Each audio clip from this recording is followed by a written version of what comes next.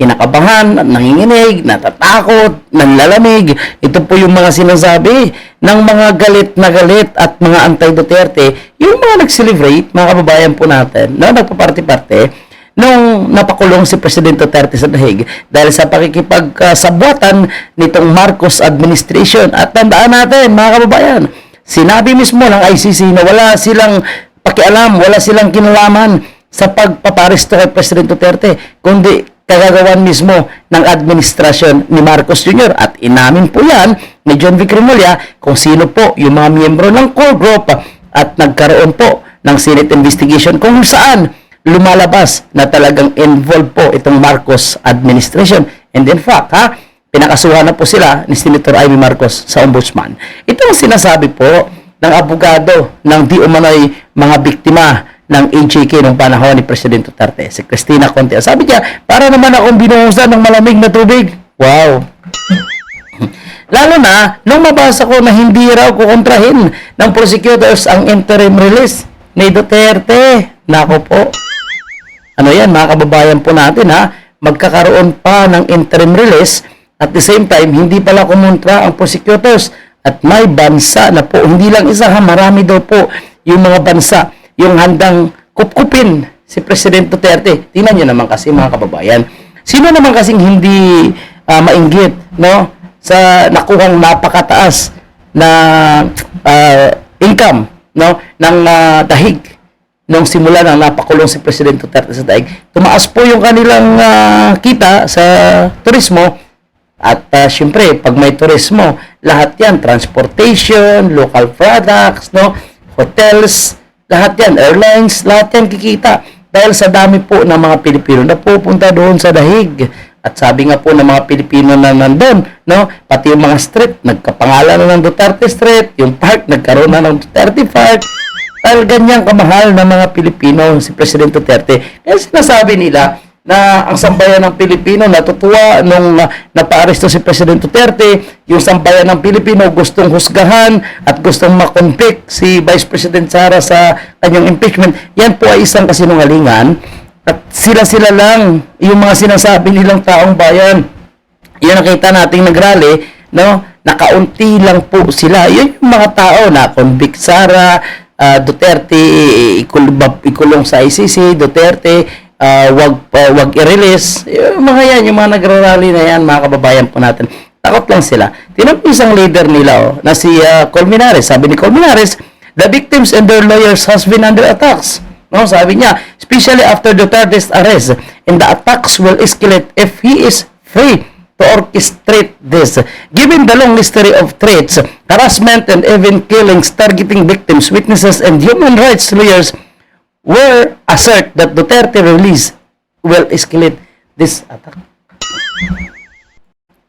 So mag-escalate daw po, mga kababayan po natin, yung pang-aatake sa kanila kapag ma-release daw po si President Duterte. Mukhang kabaliktara naman yung nangyayari ngayon. Di ba sila yung nang-aatake, no, sa kay President Duterte at sila rin yung nang-aatake, di ba, sa mga supporter ng President Duterte. Gamit po yung kanilang mga trolls at ang kanilang pagkikipagsabuatan sa House of Representatives, pagkikipagsabuatan sa Marcos administration para gipitin itong mga kaalyado ng Duterte, pati na rin po, no, itong mga political vlogger na nagsasalita.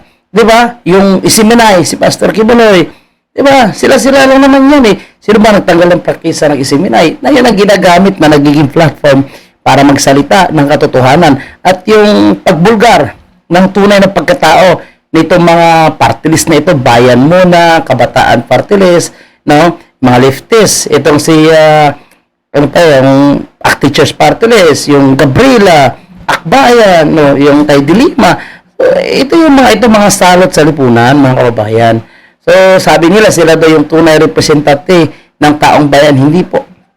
Ito po yung may mga personal na interest. Kaya gusto nilang mapaaresto si Tatay Digong. At ngayon, sila naman ay gumagawa ng paraan, mga kababayan, no, para hindi daw po makauwi si Tatay Digong. At gagawin daw po nila ang lahat na paraan para maharang daw po ito, no, at hindi daw po sila papayag na magkaroon ng special treatment kay Duterte.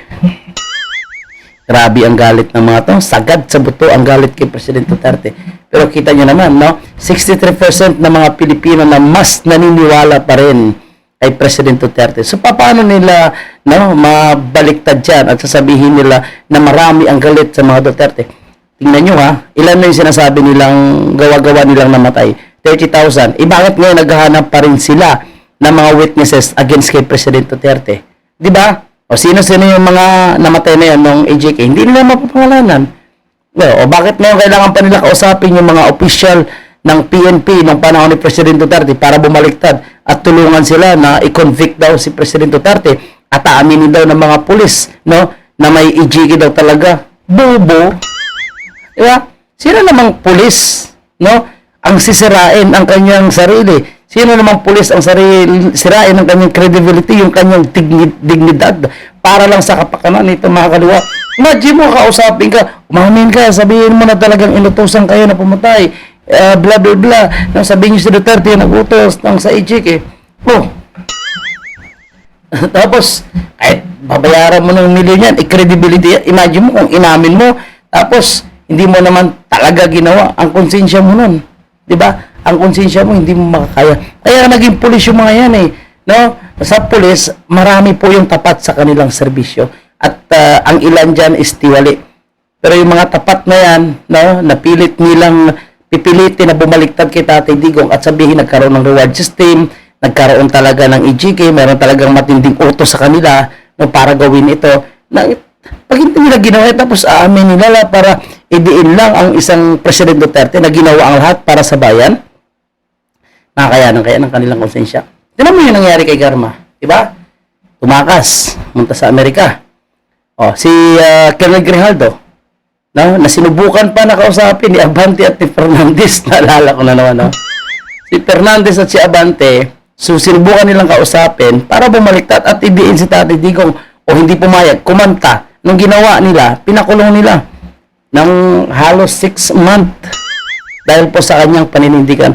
Pero never po ito na bumaliktad dahil tapat po siya sa kanyang tungkulin at hindi kaya ng kanyang konsensya na idiin si President Duterte.